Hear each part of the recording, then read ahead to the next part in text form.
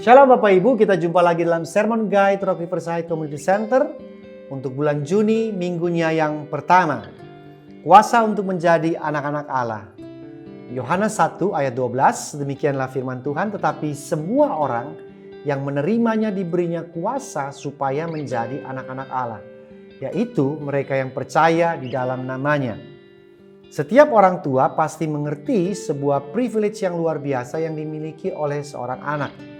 Setiap anak mempunyai karunia untuk menikmati, yaitu penyediaan, perlindungan, dan jaminan masa depan.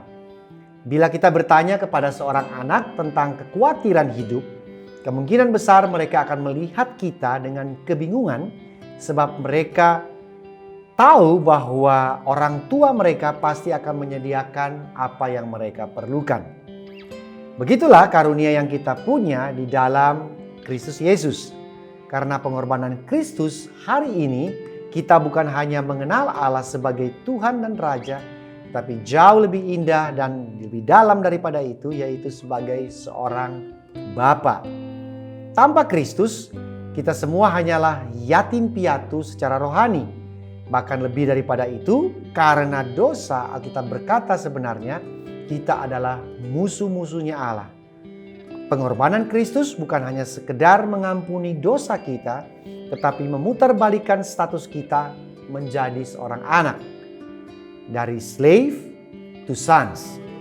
Dan inilah kerinduan Allah bagi kita hari ini untuk kita bisa bertumbuh di dalam pengenalan kita kepada Tuhan sebagai Bapa.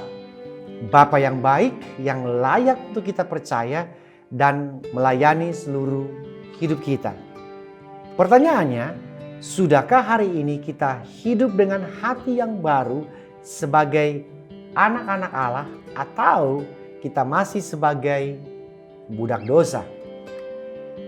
Pertanyaan untuk kita renungkan pada minggu ini yaitu yang pertama, seberapa yakinkah Anda terhadap status Anda sebagai anak-anak Allah?